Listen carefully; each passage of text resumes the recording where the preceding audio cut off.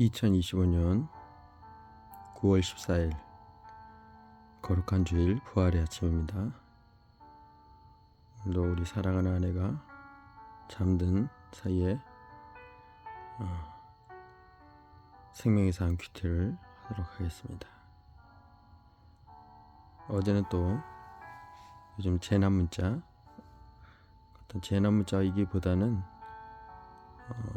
요즘 치매 노인이라든가 알츠하이머, 파킨슨 질병으로 이렇게 나이 드신 분들이 길을 많이 잃는 경우가 있어요.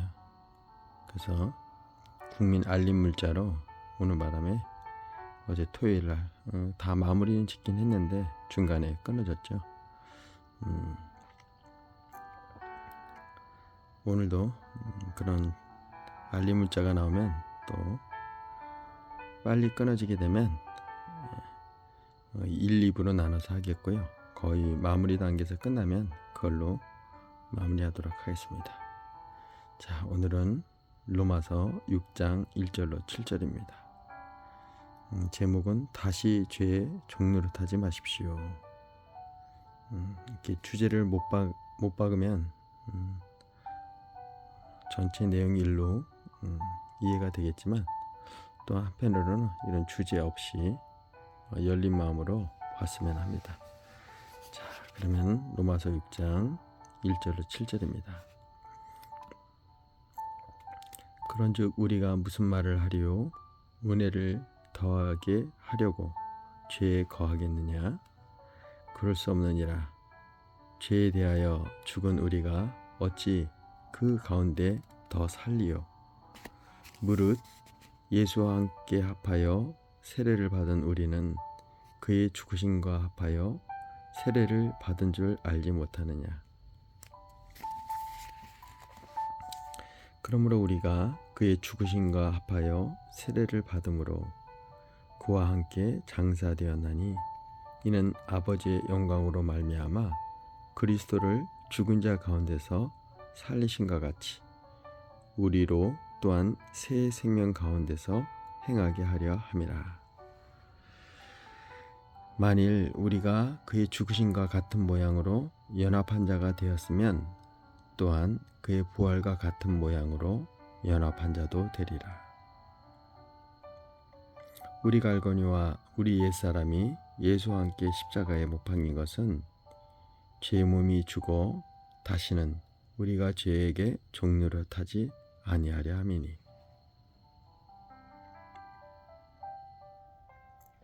이는 죽은 자가 죄에서 벗어나 의롭도하심을 얻었음이라. 오늘은 말씀이 좀 짧죠? 이 말씀 요약을 한번 읽어볼게요. 죄에 대해 죽은 우리가 은혜를 더하게 하려고 죄에 거할 수는 없습니다. 예수의 죽으심과 합해 세례를 받아 그분과 함께 장사된 우리는 그분의 부활과 연합된 자가 됐습니다. 우리 옛사람이 예수님과 함께 십자가에 못 박힌 것은 죄의 몸이 죽어 우리가 다시는 죄의 종노릇하지 않기 위함입니다.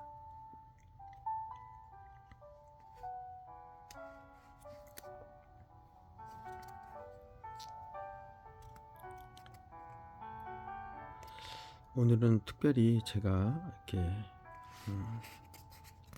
말씀에 더할 부분들이 다시 한번 읽어볼게요. 그런즉 우리가 무슨 말을 하리요? 은혜를 더하게 하려고 죄에 거하겠느냐?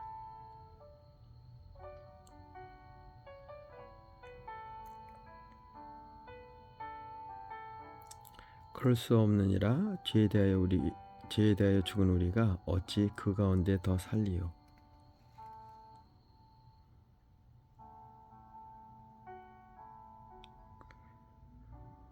무릇 그리스도 예수와 합하여 세례를 받은 우리는 그의 죽으심과 합하여 세례를 받은 줄 알지 못하느냐?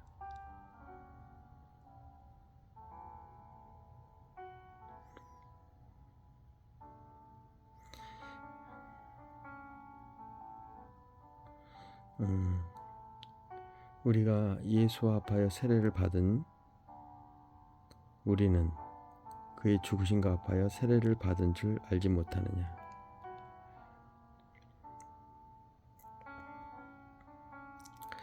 그 세례의 의미는 이게 이제 여기는 세례라고 표현되어 있는데 그 침례라고 하지 않습니까? 예.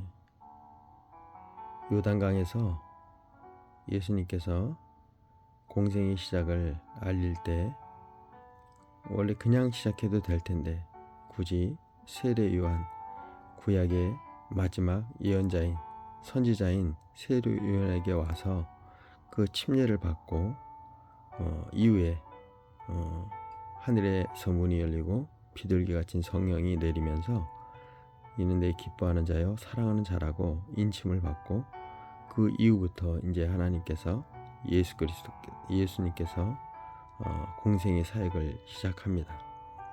어떤 이 세례의 의미는 그동안 예수님이 20살까지 그 아버지의 몫의 일을 하고 태어나서 자라는 모든 우리 성장 과정을 겪고 마지막 그 3년이라는 기간을 공생의 삶을 삽니다. 공생의 삶은 요한복음서에 나와 있듯이 수많은 환자를 치료하고 또 회복시키고 또 회당에 가서 정말 서기관과 바리새인이나 그 당시에 랍비들이 하는 말과는 전혀 다른 그의 말에는 권세가 있고 권위가 있고 전혀 듣지 못했던 그런 말씀들을 그들이 들음으로 하나님의 복음의 선포가 시작된 것을 우리는 볼 수 있습니다. 그래서 무릇 그리스도 예수와 함께 세례를 받은 우리는 예수님이 세례를 받았는데 우리가 세례를 받았다는 이유는 무엇일까요? 우리도 예수님처럼 요단강에서 온몸을 담그며 그런 또 하늘이 열리고 너는 내 사랑한 자여 기뻐하는 자라는 그런 보이는 침례를 우리가 받아야 그 부분이 그대로 우리에게 임했을 때 예수님과 동일한 그 침례를 받았다 할 수 있지 않겠습니까? 하지만 각 교단마다 또 침례를 하는 침례 교단이 있고 저 같은 경우는 군에서 우리들 말 약식 세례라고 해서 기존의 장로교에서는 이렇게 세례를 머리에다가 이렇게 목사님이 물을 찍어서 손에다 흠뻑 적셔서 머리에다 기름 부으심을 봅니다. 그런 예식이 어떤 침례의 그 의미를 부여해서 이렇게 세례라고 이렇게 하지 않습니까? 과연 이제 그것이 우리를 정말 깨끗게 하시는 것인지 한번 돌아볼 필요가 있겠죠. 또 세례를 받는 그 사람의 마음 상태가 어떤지. 그래서 여기서는 이면적 할례가 표면적 할례가 아니요 이면적 할례가 할례라고 하며 그 할례를 마음에다 할지니라고 하였던 말씀이 여기에 대입되는 것이죠. 왜냐하면 예수와의 죽음이 우리하고는 아무 상관이 없지 않습니까? 솔직히 내가 죽은 것도 아니고. 근데 여기서는 예수님의 죽으심이 우리의 죽으심이라고 하고 예수님의 세례가 우리의 세례라고 합니다. 그것은 표면적인 우리가 목숨을 십자가에 못 박혀 죽은 삶이 아니기 때문에 보이는 할례가 아니기 때문에 어찌할 수가 없습니다.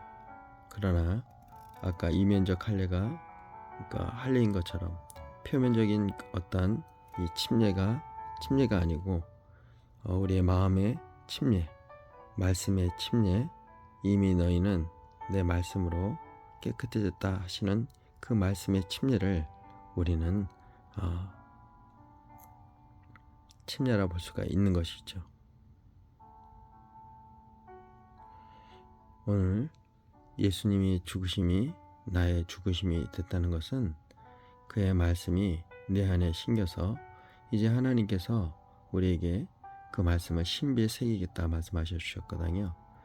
애초에 성막과 그 성전을 통해서 하나님은 표면적인 이 성전을 통해서 이스라엘 백성들 구원하고 그곳에서 속죄함을 베풀려고 그 이스라엘 백성이 출애굽할 때도 그들이 하나님을 말씀을 안 들을 것을 다 알았어요. 죄를 질 것을 다 알았기 때문에 그러면 죄의 싹은 사막인데 그들을 다 죽일 수는 없지 않습니까? 그래서 소나 양이나 염소를 통해서 대속임질을 하는 구약의 부정하지 않은 짐승을 통해서 대신한 죄를 대신한 죽음으로써 그걸 대체하였습니다. 이제 이 신약의 시대와 이 현대 사회에서 내가 죄를 지었다 해서 소나 양이나 비둘기나 이런 걸 잡아서 번제를 드리는 이 번잡한 그런 제사의 그 모양을 폐하시고, 그래서 구약의 모든 예언을 이루셨던 그 예수 그리스도가 결국 구약의 그 범죄했던 제사의 제도를 모두 폐하셨던 것이죠. 이제 우리에게는 진리가 너희를 자유케 하려 말씀대로 예수 그리스도가 오심으로 이 진리로 율법적인 삶을 완전히 해방해 주셨습니다. 그러니 오늘 그의 죽으심이 나의 죽으심이 되었고 그의 부활이 나의 부활이 되었다고, 그의 침례가 나의 침례가 되었다고 이 로마서 오늘 6장 1절로 7절 말씀에 기록하고 있는 것이죠. 예수님이 받았던 그 침례, 요단강에서 침례를 우리도 받아야 할 것입니다. 그러나 그건 표면적인 침례고 이면적인 침례는 말씀으로 우리가 깨달음으로 회개로 이루는 것이죠. 그랬기에 여기서 3절에서 말씀한 같이 그리스도 예수와 함께 세례를 받은 우리는 이라고 이렇게 바울 사도는 이야기하는 것입니다. 그래서 바울 사도는 할례 문제에서도 표면적 할례를 할례로 여기지 아니하고 이면적 우리 마음의 할례를 요구하셨던 것이죠. 우리가 저 같은 경우는 그 군에서 약식 세례를 받았지만 직접 요단강 성지순례 가서 거기서 직접 침례를 받았습니다. 온몸을 담그는 의미죠. 그 담궜다는 것은 옛 저의 이름이 박백은인데 박백은은 죽고 다시 새로운 영적 삶을 받은 그런 어떤 의식을 치르는 것입니다. 의식이 중요한 것이 아니라 그 침례를 받을 때의 마음 상태가 무엇보다도 중요한 것이죠. 그때 저도 침례를 받을 때 예수님이 이 요단강에서 침례를 받았지, 이제 공생의 삶을 살기 위한 옛 예수의 율법적인 삶의 예수는 죽고 이제 그리스도의 삶, 진리의 말씀으로의 삶을 살았던 예수 그리스도를 오늘 우리는 다시 직시해서 봐야 될 것입니다. 그런 저기로 이 말씀을 읽게 되면은 그렇죠. 예수님이 침례를 받았는데 내가 그 요단강에서 침례를 받은 것도 아니고, 예수님이 못 박히셨는데 내가 못 박힘 받은 것도 아니고, 예수님이 부활하시는데 내가 부활했다가 어떻게 우리가 내 입술로 그렇게 간증하겠습니까? 오늘 이 말씀은 우리의 마음적 할례, 말씀을 받아 그 말씀을 깨닫고 나도 예수님과 함께 동일하게 침례를 받았구나, 또 십자가에 못 박혔구나, 내 죄가 사해졌구나, 이 마음의 할례, 마음의 침례, 마음의 십자가의 죽음, 이 죽음이 죽음과 함께 동일하다고 볼 수 있는 것이죠. 특히나 우리 가족들이 또 우리 부모님이 돌아가셨을 때 부모와 하나 되고 연합된 몸이기 때문에 부모의 죽음이 가슴이 아프고 통회하게 되고 더 그리워하게 되고, 비록 지금 저도 우리 아버님이 돌아가셨지만 지금도 내 마음속에 살아계시고 어떤 일을 하거나 무슨 일을 할 때 우리 아버지가 기억나고 생각나는 것처럼 오늘도 예수님과 그 3년 동안 공생의 삶을 살았던 12 제자들은 예수님의 말, 비록 돌아가셨지만 그분이 하셨던 말씀들이 그들을 새롭게 하고 그들을 깨닫게 하고 예수님이 하셨던 그 말씀대로 그들의 삶은 진행되었습니다. 근데 성령이 오시지 않았을 때까지의 삶은 너무도 두려워했고 감히 문 밖에 나가지도 못하지 않았습니까? 그러나 예수님께서 미리 예언하였던 것처럼 그들이 마가다락방에 모였을 때 또는 그 성령이 임함으로 오순절 사건이 일어남으로 해서 그들은 담대하게, 특히나 베드로도 문을 활짝 열고 오히려 그 수많은 사람 앞에서 공회에 가서 예수를 그리스도라 증거했던 그 놀라운 담대함, 죽음을 뛰어넘은 복음의 선포, 바로 그런 부분들이 마음의 할례를 받은 것입니다. 우리는 천국 백성으로서 이후의 삶에 대한 담대함이 있지 않습니까? 죽음을 두려워하지 않는데 무엇이 그렇게 우리를 얽매일 수 있겠습니까? 사단은 이 죽음을 통해서 우리를 얽매입니다. 두려움을 통해서 우리를 얽매이죠. 그러나 사랑은 두려움을 내어 쫓는다고 말씀했고, 온전한 사랑은 부활의 삶을 의미합니다. 오히려 그 죽음이 부활의 삶을 의미하기 때문에 예수님께서도 겟세마네 동산에서 이 잔을 돌려달라고 했지만 결국 그 아버지의 뜻, 아버지 뜻을 알기에, 부활의 삶을 알기에 그 부분을 감당하였던 거죠. 육신의 잠시 고통과 아픔은 순간이고 이후에 주어지는 하나님의 놀라우신 부활의 사건들을 예수님은 알았기 때문입니다. 오늘도 우리가 이 말씀을 통해서 우리 옛사람이 예수가 죽고 십자가에 못 박힌 이후 보혜사 성령을 통해서 우리는 부활의 삶을 살게 되는 것입니다. 그래서 6절 말씀, 우리가 알거니와 우리 옛사람이 예수와 함께 십자가에 못 박힌 것은 죄의 몸이 죽어 다시는 우리가 죄에게 종노하지 아니하려 함이니.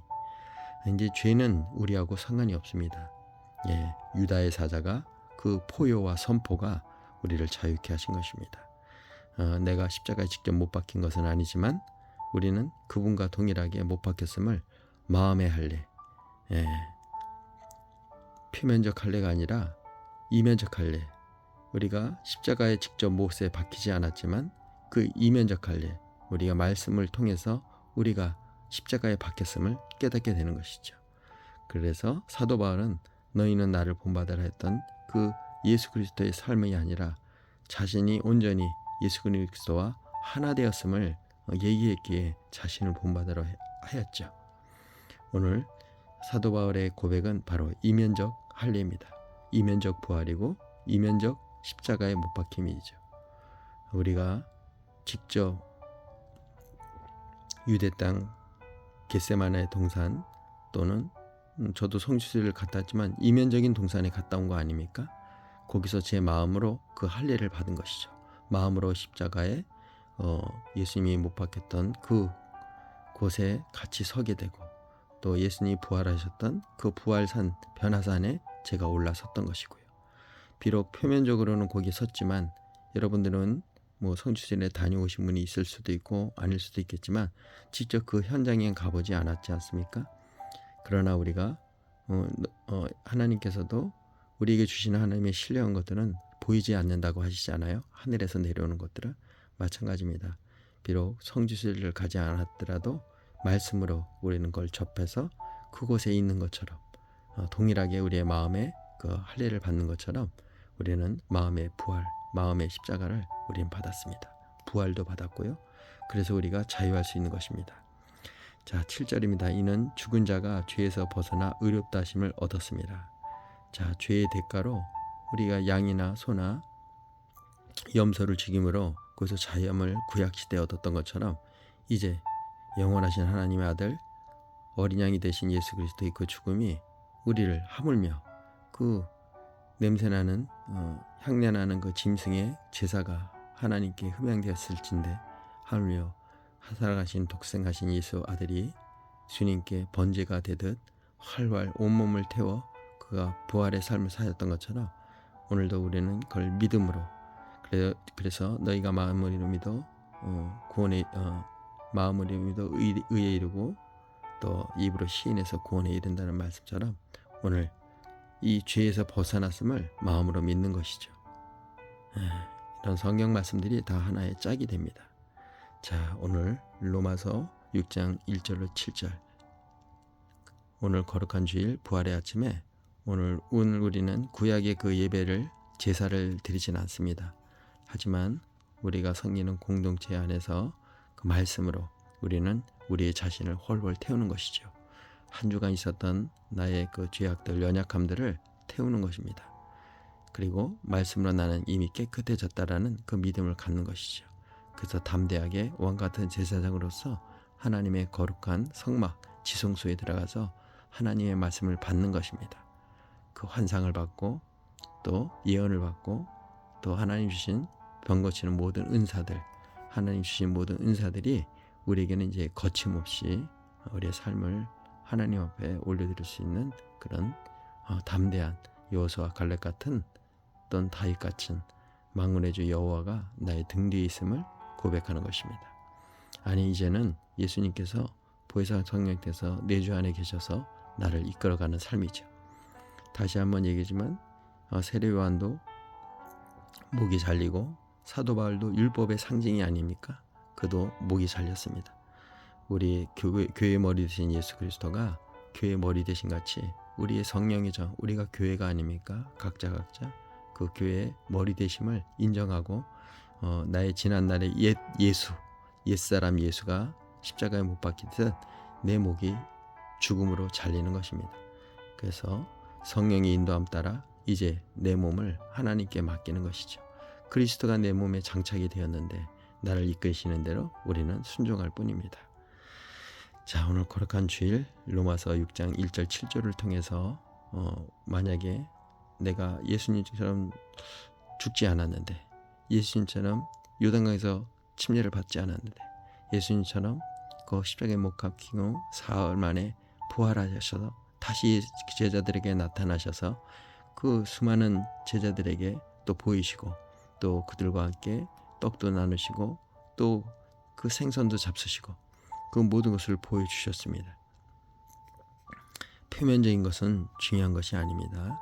이제 이면적인 그 마음에 주시는 그 할례, 마음에 주시는 부활, 마음에 주시는 그 십자가 모든 사건들을 우리는 이 신비에 받아야 할 것입니다.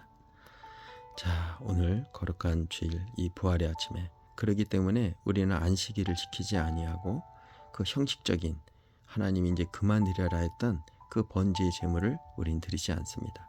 이제 새롭게 마음적 영적 할례를 받은 마음의 할례를 받은 우리의 마음과 몸으로 믿음으로 우리가 선포하고 의에 이르고 마음으로 믿어 의에 이르고 입으로 선포하며 구원에 이르는 그 말씀의 의미를 깨달아 오늘 거룩한 주일 공동체의 예배의 삶에서 우리의 삶을 하나님께 거룩한 산제사를 드리는 것입니다. 믿음으로요. 자, 오늘 거룩한 주일날 또 여기 해석을 한번 볼까요? 해석을 통해서 또 여러분에게 주시는 또 은혜를 자, 1절에서 4절 그리스도의 죽음과 연합함. 복음을 제대로 이해하지 못하면 오해가 생깁니다. 그리스도의 희생으로 죄 많은 곳에 은혜가 더 넘치게 되었습니다. 5장 2절에 나와 있죠.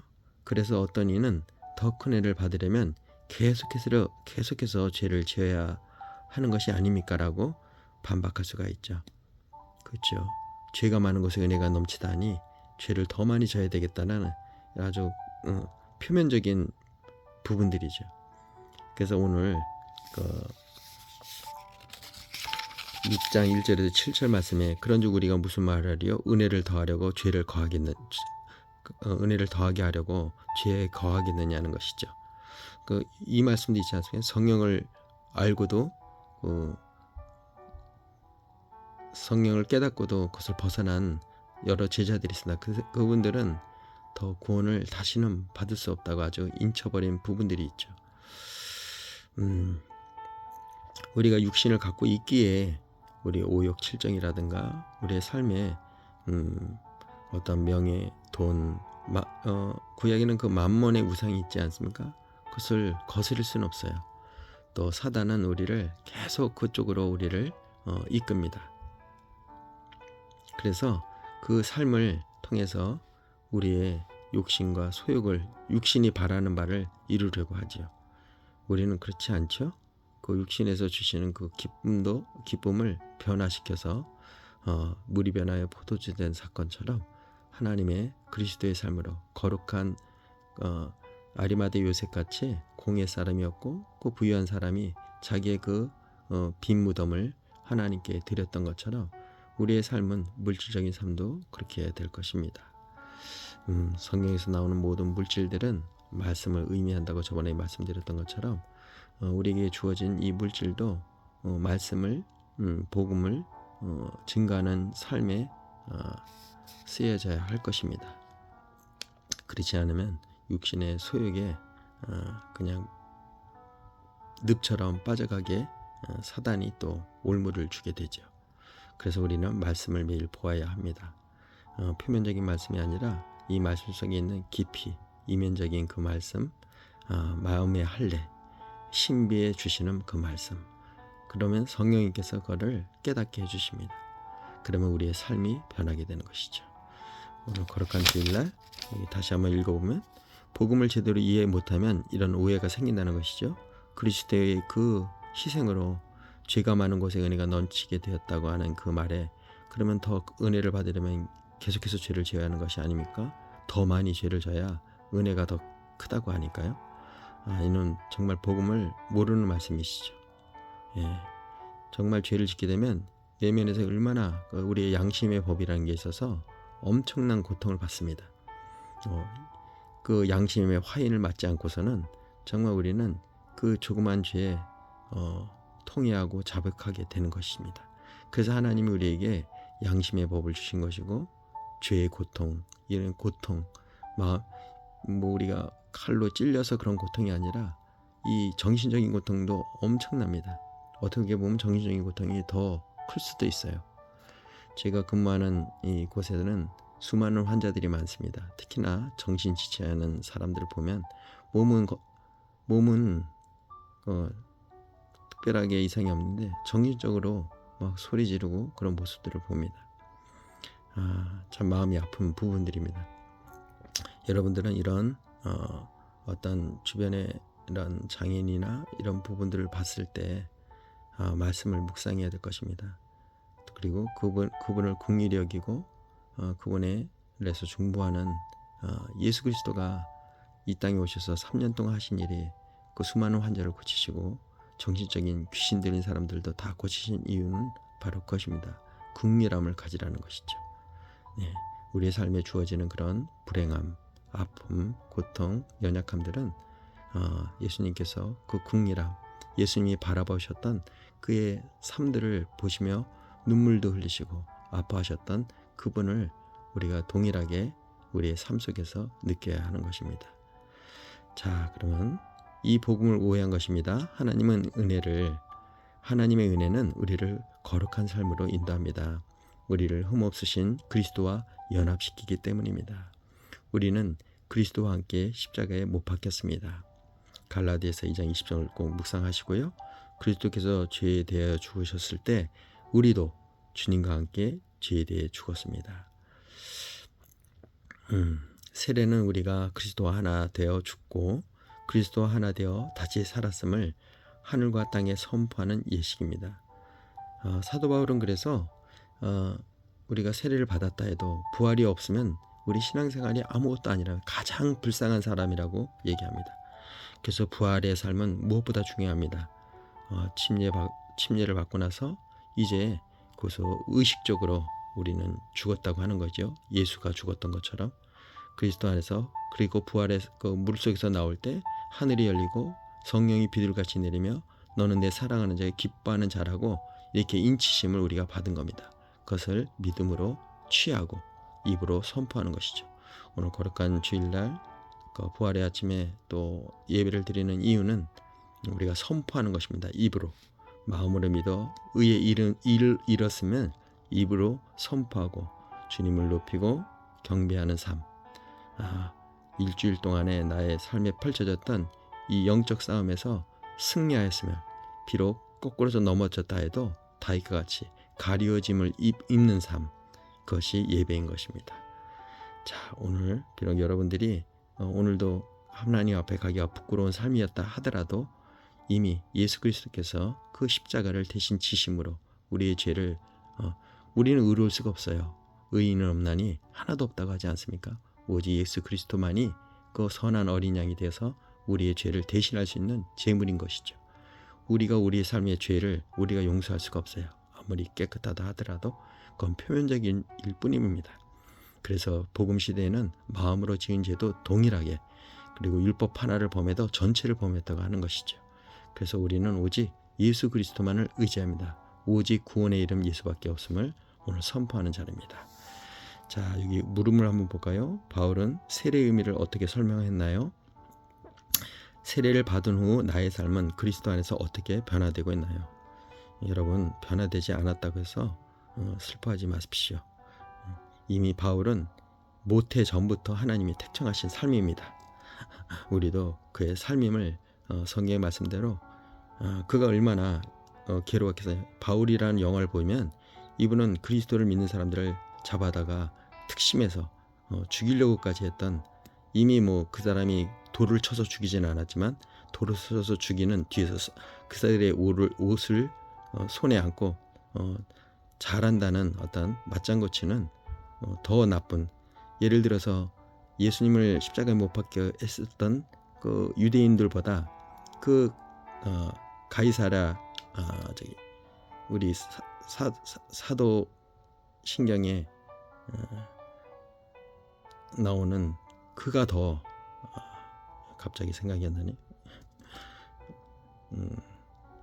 전능하사 천지를 만드신 하나님 아버지를 내가 믿사며 그 외아들 우리 주 예수 그리스도를 믿사는 이는 성령 오리테사 동정녀 마리아에게 하시고 본디오 빌라도 때로는 이런 그런 외움도 중요하다는 게 방금 나오지 않습니까? 기억이 안 나는데 본디오 빌라도입니다. 본디오 빌라도는 예수님을 직접 돌로 치지 십자가에 못 박지 않지 않았습니까? 저들의 그 요구를 들어준 것뿐인데 하나님은, 예수님은 이 본디오 빌라도의 죄를 아주 더 크게 여기시죠. 마찬가지입니다. 바울은 이미 택정받은 사람인데 하나님을 부인하고 또 율법적인 그 예수 그리스도의 잔당들을 아주 철저하게 잡아 죽이려 했던 이 바울에게는 얼마나 그 양심의 법이 있었겠습니까? 그래서 그는 본인을 내세울 수가 없었어요. 예. 그리고 바나바가 그를 보증하고 나서지기 전까지는 이 바울은 인정을 받을 수도 없었던 것이죠. 바나바의 역할이 예수님의 역할인 것처럼, 하나님과 둘 사이에 중보자가 됐던 것처럼, 바나바는 지금 예수 믿는 사람들의 중보자가 되어서 바울을 인정했던 것이죠. 얼마나 그 바나바의 그 신앙생활이 깊고 그를 인정했었으면 바울이 워낙 유명했는데도, 심지어 아나니아가 하나님께서 아나니아에게 바울을 위해서 그 안수기도 하라 했을 때 그는 저기 아닙니까? 우리를 핍박했던 사람 아닙니까? 라는 할 정도로 바울은 그 당시 예수를 믿었던 사람들에게 엄청난 두려움의 대상이었습니다. 하지만 바나바의 그 믿음, 신실하신 그의 그 중보자 바나바의 그 이름 자체가 또 이런 중보의 의미가 있거든요. 마찬가지입니다. 오늘 거룩한 주일 부활의 아침에 우리가 해야 될 일은 중보자의 역할을 하는 것입니다. 그 중보라는 것이 남을 위한 중보도 있겠지만 우리가 하나님께 드려지는 오늘 공동체의 예배를 통해서 나 자신을 중보하는 것입니다. 내 주 안에 계신 성령님께서 나를 인정하고 내가 한 주간 진짜 입에 XX 소리를 한다든가, 또 비록 입으로는 죄를 짓지 않았어도 마음으로 그를 미워하는 사람도 살인하는 죄를 졌다고 성경에는 말씀하시고 계시거든요. 우리는 일주일 내내 얼마나 많은 살인을 하였습니까? 그러면 예수 앞에 어떻게 이 거룩한 성전에 나올 수 있겠습니까? 하지만 내 주 안에 계신 성령님께서 깨닫게 하시고 아니야, 그거 아니라고, 사단은 그걸 계속 오해하게 하죠. 네가 이렇게 많이 죄를 졌는데 어떻게 갈 수 있냐고, 반복되는 죄를 계속 지는데 어떻게 갈 수 있냐고, 이렇게 우리를 끌어내립니다. 그러나 내 주 안에 계신 성령님께서는, 왜냐면 이제 우리 성전의 머리 되신 그리스도가 나를 머리의 주인이 되셨기 때문에 생각나게 하시는 거죠. 아니다, 그럴수록 더 가라는 거죠. 다윗도 얼마나 숱한 정말 아주 치욕적인 죄를 지지 않았습니까? 남의 정말 충성스러운 우리아의 아내를 범하고 심지어 그를 직접 본인도 그러니까 하나님은 직접 죽이는 그 죄보다 그걸 사주하는 죄를 더 아주 안 좋게 여기셨거든요. 그런 거 따지면 다윗은 정말 제가 봐도 제가 박다윗을 살았는데 그래서 목동 다윗을 사랑했던 저의 마음을 이해해 주시고요. 아무튼 우리의 삶이 오늘 한 주간을 바라봤을 때 정말 하나님 앞에 설 수 없다 할 때 쓰는 것입니다. 그랬을 때 다윗이 고백했던 것처럼 그 가리움을 받는 자에게 주시는 그 큰 복을 여러분 누리시길 바랍니다. 그러니까 아까 그 얘기 하잖아요. 이럴 때 쓰는 말입니다. 죄가 많은 곳에 은혜가 더 크다고. 그렇다고 해서 은혜를 받으려고 또 죄를 집니까? 그건 우리의 양심의 허락지 않는 것입니다. 그러니까 이런 거에 오해되지 마시고 또 사단의 그 게임에 빠지지 마시길 바랍니다. 자, 6장 5절로 7절입니다. 그리스도의 부활과 연합함. 자, 예수를 믿고 세례를 받은 것은 그리스도의 죽음 및 부활과 연합하는 일입니다. 자, 이게 가장 중요하죠.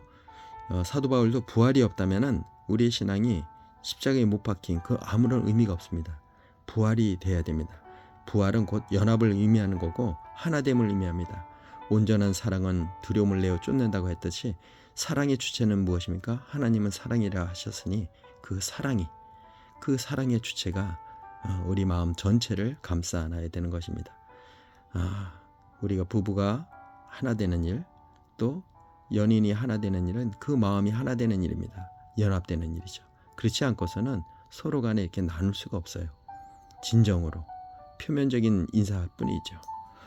자, 부활과 연합하는 일입니다. 우리는 그리스도와 함께 십자가에서 죽었고 그리스도와 함께 무덤에 장사되었으며, 이거는 우리가 실질적인 표면적으로 십자가에 못 박히고 무덤에 장사된 건 아니지만 믿음으로, 말씀으로 우리 신비에 새겨지기 때문에 가능한 일이죠. 그리스도와 함께 다시 살아났습니다. 우리는 살아났습니다. 이것을 인정하고 선포하십시오. 그리스도 안에서 죄에 대해 죽은 우리는 하나님을 위해 살도록 다시 태어난 새 삶입니다. 예수 그리스도가 공생의 삶을 시작했던 것처럼요. 그분은 20년 동안을 육신의 삶을 살았습니다. 하지만 그 3년 침례를 받고 나서의 그리스도의 삶을 완전히 복음의 삶이었습니다.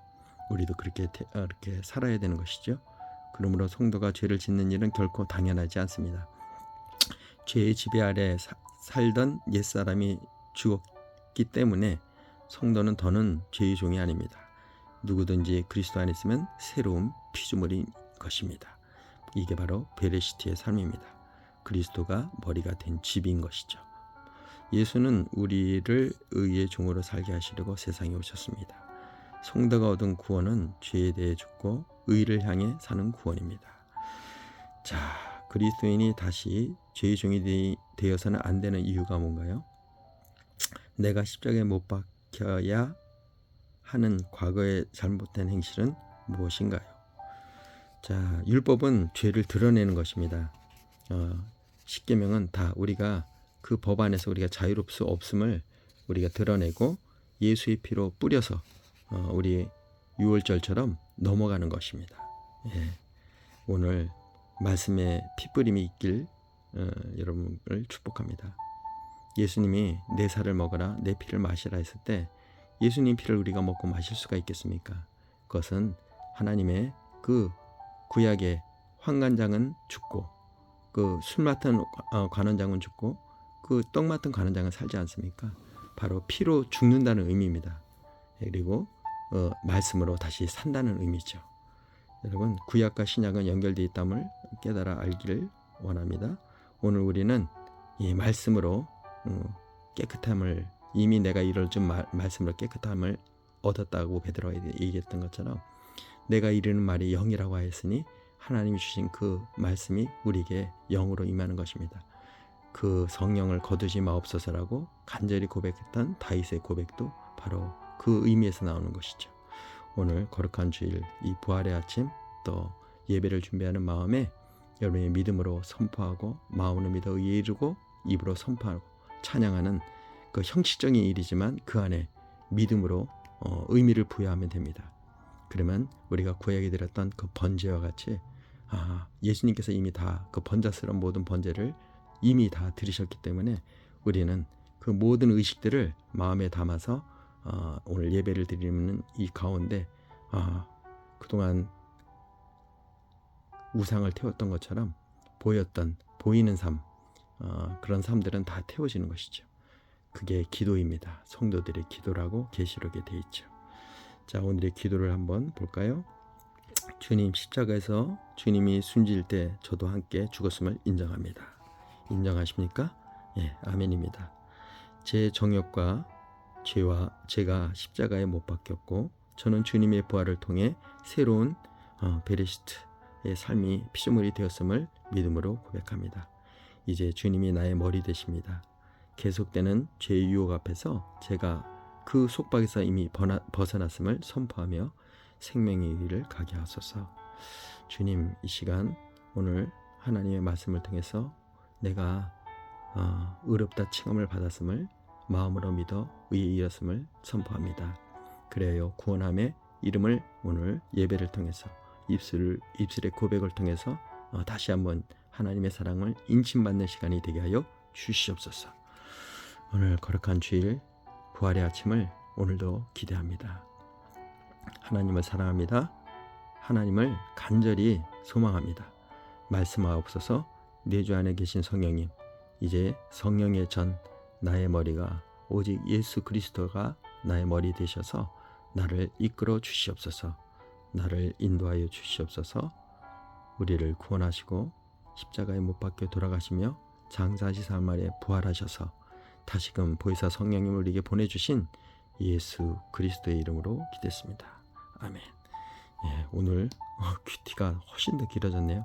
거룩한 주일 부활의 아침이라서 내 주 안에 계신 성령께서 더 많은 말씀을 이렇게 샘솟게 올려주셔서 그런 것 같습니다. 자, 오늘 주일 예배 정말 가장 아름다운 예배, 향기로운 예배, 하나님이 흠양하시는 예배가 되길 축복합니다. 할렐루야.